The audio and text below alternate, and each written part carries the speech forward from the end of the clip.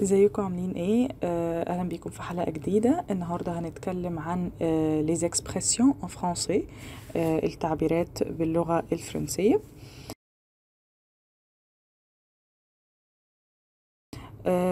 اول expression عندنا النهاردة هو décrocher la lune. décrocher la lune. décrocher لوحدها معناها ينزع حاجة او ياخدها، فيها شوية ايه من اللي هو ايه بينزعها او بياخدها بعنف شوية. لا لون اللي هو القمر. فديكروشي لا لون كاكسبرسيون مع بعضه معناه obtenir quelque chose que l'on pensait impossible. obtenir يعني الحصول quelque chose على شيء que l'on pensait impossible، على شيء احنا كنا فاكرينه مستحيل. يبقى لما اقول décrocher la lune، يبقى كده انا قصدي ان الحد دوت حصل على حاجة كان هو فاكرها ان هي مستحيل ان يحصل عليها. décrocher la lune.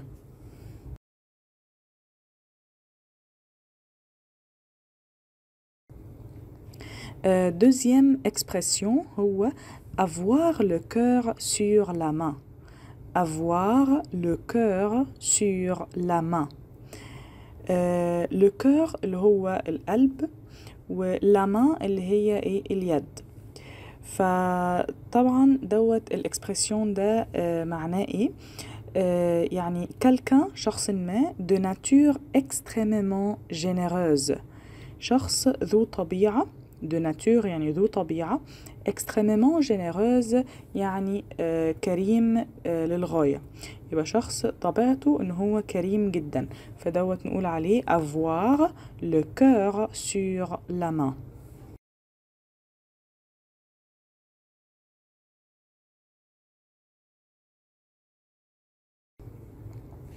Troisième expression, en faire un fromage. en faire un fromage. faire لوحده دوت verb معناه أو فعل معناه يفعل. fromage اللي هو الجبنة.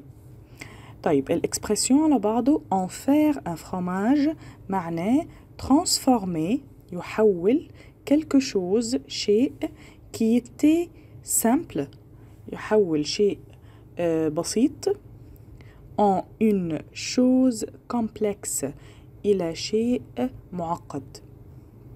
تمام، يعني بيحول حاجة بسيطة لحاجة معقدة أو مركبة، بنقول عليه en faire un fromage.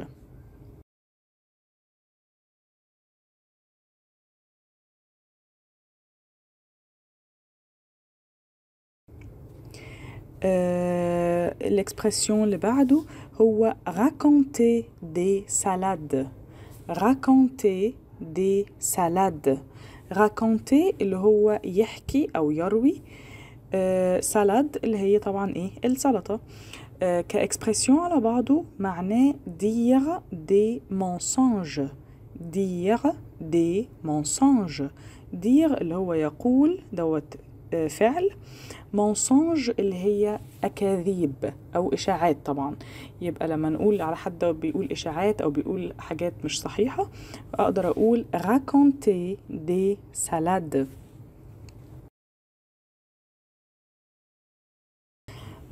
sixième expression هو tomber dans les pommes. tomber dans les pommes. tomber اللي هو يسقط، ده فعل tomber. les pommes اللي هو طبعا الايه التفاح. cette expression معناه ايه؟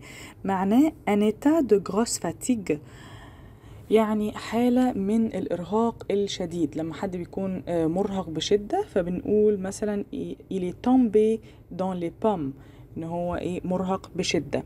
أو perdre connaissance، فقدان الوعي، حالة من فقدان الوعي، واحد أغمى عليه مثلا فنقول إيه tombé dans les pommes.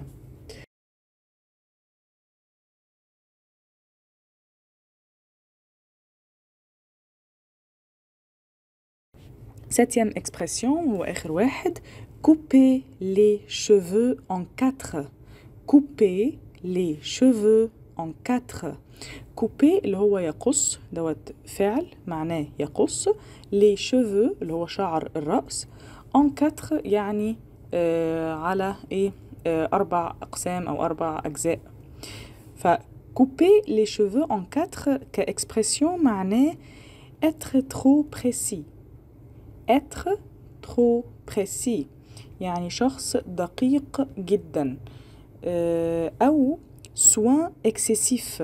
soin excessif حاجة فيها لما تكون حاجة مثلا بيتم رعايتها بشكل مبالغ فيه أو بشكل مفرط. فالسوان اللي هو الرعاية، واكسسيف يعني بشكل مفرط، أو لو هنقولها على شخص يبقى الشخص دوت دقيق جدا.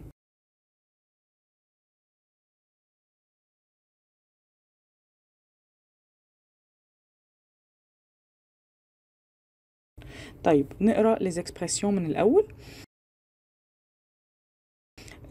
les expressions fréquentes en français اللي هي التعبيرات الشائعة في اللغة الفرنسية. décrocher la lune. décrocher la lune.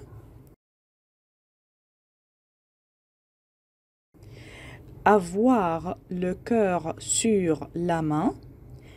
avoir le cœur sur la main.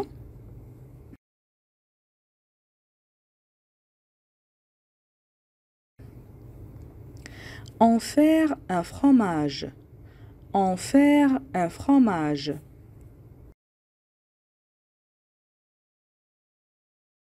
raconter des salades. raconter des salades.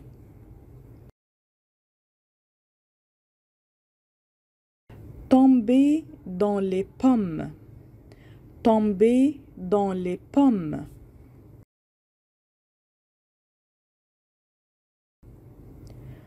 couper les cheveux en 4.